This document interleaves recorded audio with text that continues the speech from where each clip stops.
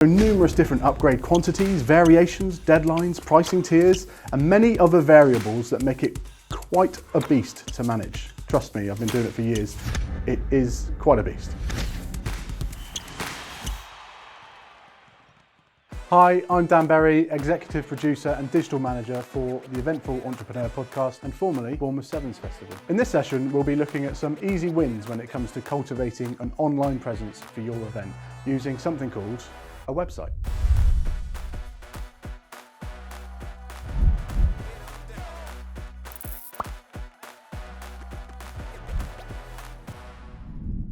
Now, hopefully, before you start building your site, you'll have an idea about the brand. Even better, you'll have some visual assets that can be used on your website. You'll need logos, photos, and videos, but also think about other brand guidelines like fonts and colors. A picture speaks 1,000 words, so your first job is to sell your event using visuals. It's the first thing that people see, and it will make a huge difference in retaining visitors' attention. Try to use images of your event where possible, and by the way, stock images should be avoided. They stick out like a sore thumb and harm your conversion rates. You'll need to be more creative if this is a new event, because you won't have any photography, so you may resort to stock images. In those cases, less is more. But generally, think about images of performers, speakers, venues, or anything else that makes your event worth attending. If you're lucky enough to have a graphic designer, that's great. But if not, you'll need to use your own creativity skills. This is where things like Canva come in handy. But just don't be intimidated. Get out there, try things, and share it with others. Think about what websites have caught your attention and ask yourself why. What makes you trust one site and not another? What grabs your attention? Who are your audience? Think about your customer avatar. What would they like to see? And while all this imagery is floating around in your mind, consider what words will sell your event the best. Think about slogans, key messages, including sales messages, your brand's voice, and other content like blogs and press releases. Choose a font that fits your brand. It sounds trivial, but you'd be surprised what a detrimental effect Comic Sans has on conversion rates. The next step is choosing your platform. You'd be forgiven for spending days making a final decision on which service you want to use. I've done that myself.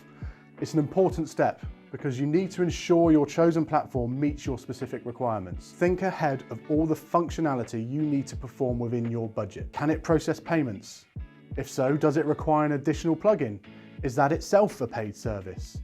How much does it cost? Does it allow data collection and customer relationship management? Think about that. What hidden fees might there be for things like marketing functions, templates, and any plugin you can envision needing? It all adds up, so your budget is going to take a hit if you don't take these into consideration. Some software as a services you may want to consider are Squarespace, WordPress, Wix, Shopify, Google, or even Event Create, which is specifically aimed at event organizers and event websites. It's worth checking out because you can literally just put your details in and it creates an event website for you. Nice and easy. Most of these options have a free plan or a trial, so make sure you take advantage of these to get yourself acquainted with the administration system before you take the plunge with a particular one. It's important that you feel comfortable in the back end of your website. You'll probably spend a lot of time here endlessly tweaking and improving until you're happy. So unless you like the administration system, it's going to be a pain. In my opinion, as a beginner, you can't go too far wrong with Wix or Squarespace. They have some decent free, modern-looking templates that could help you get up and running in a matter of hours. However, if you're looking for something more bespoke and customizable, you want to check out something like WordPress. It's functional, flexible, and reliable. 30% of all sites on the web are actually on WordPress, so that shows you how ubiquitous they are. That's because of how extensive and varied the plugin library has become. If you want to achieve something, it's likely someone else has created a plugin to help you achieve it. And again, often they have free versions. Let me give you a real world example. Bournemouth Sevens Festival sells to both general ticket buyers and sports teams who participate at the event. These are very different prospects in regard to customer journey. The general admission ticketing and registration is very easily solved through embedding an Eventbrite widget into the website. Customers buy their ticket, and that's the end of their customer journey. As far as the website is concerned, it's done. The sports team sales process, however, is far more complicated. A captain usually buys a team place and can allocate positions and upgrades to his or her players. But to add to that, players themselves can upgrade, allocate, cancel, get a refund. There are also numerous different upgrade quantities, variations, deadlines, pricing tiers, and many other variables that make it quite a beast to manage. Trust me, I've been doing it for years. It is quite a beast. It's very intricate and has many moving parts to consider. Over the years, we have had countless ticketing companies approach us wanting to handle our team entry process for us. Great, we'll have a meeting, let's talk about it, let's try and take the pressure off us a bit. They've offered us the latest tech, the best account management, and some real tangible benefits have been put on the table. But when the true bespoke and delicate nature of the team sales process is laid out, they all scarper. They want nothing to do with it. That's because of how complicated it is. No one is offering an out-of-the-box service that meets our very specific requirements.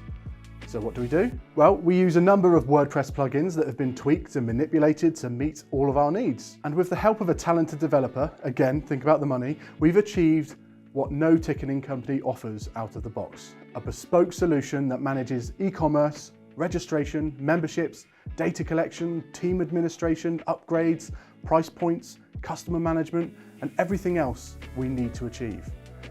This has taken years to hone, and we're still improving and moving it forward. The point is, WordPress allows you the freedom to grow and improve indefinitely. With enough time, knowledge, expertise, and money, you can build anything. However, if you lack any of that, it can be like using a sledgehammer to crack a nut. For your average event, any of the template-driven drag and drop services will meet your needs. Just know that if you outgrow your platform, WordPress is there waiting for you to get carried away in all that's possible. Browse through some of the platforms out there and start building websites. Just make up some fictional events and build a website. The more you do it, the more you'll learn. Always level up where you can. This will just be another string in your bow, getting you ready to become part of the next generation of event professionals. So, good luck in your careers and everything that you do, and I hope to attend some of your events in the future.